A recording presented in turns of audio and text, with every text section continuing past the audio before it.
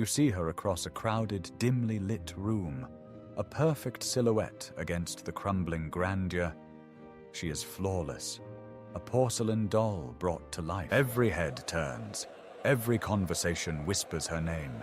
She is not a person, she is an event, an aesthetic experience. But if you look closer, truly look, you see the cracks, not on her skin but in the reflection she casts on the polished floor. This is the paradox of profound beauty.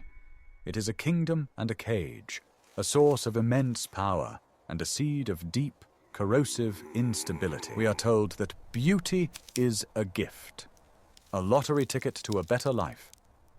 But what they don't tell you is the price of the winning ticket. It starts with the gaze. From a young age, she learns that her reflection is her currency. Her worth is measured. She is no longer a child.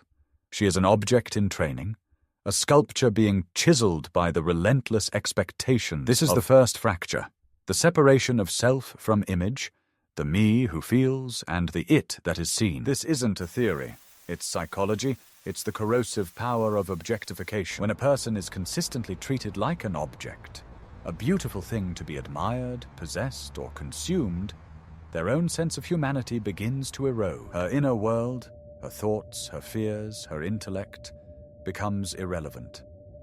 It is an unlit room in a magnificent, glittering palace that no one ever visits. This creates a terrifying void, an emptiness that praise cannot fill, because the praise is not for her, it is for the shell she inhabits. Then comes the halo effect, a psychological bias where we assume that a beautiful person must also be kind, intelligent, and this isn't a blessing, it's an impossible standard. She is forced to perform a version of herself that doesn't exist. Every minor flaw, every moment of human weakness, feels like a catastrophic failure. A crack in the masterpiece. The result is a constant gnawing anxiety, a pervasive imposter syndrome not about her skills, but about her very soul. She feels like a fraud, waiting for the moment everyone discovers the ugly, flawed human hiding inside the beautiful statue. This internal pressure cooker is unsustainable. It often leads to self-destructive behaviors, a desperate attempt to feel something real, something other than the crushing weight of perfection. Her relationships become a minefield. She attracts partners who don't want a partner. They want a possession, a trophy. They fall in love with the photograph, not the person. They worship the image, and in doing so, they suffocate the woman trapped. Consider the story of Eleonora. To the world, she was a symphony of perfect features, a walking piece of art. She met a man who spoke in poetry. He called her his moon and his salvation. He placed her on a pedestal so high, she grew dizzy from the altitude. He didn't love her. He curated her. He chose her clothes, her friends, her words. He was a collector. One night, tired of the performance, she showed him a glimpse of her true self. A moment of messy, unfiltered anger.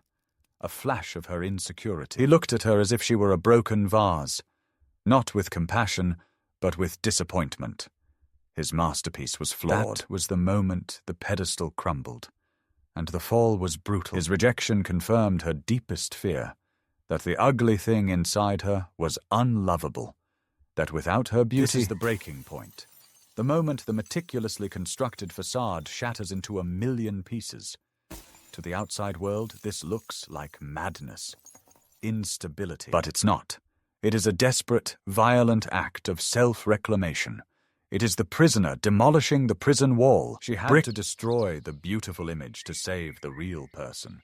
She had to become unstable to find her true center. So when you see that beautiful woman, the one who seems to have it all but carries a storm in her eyes, understand this. Her instability is not a character flaw.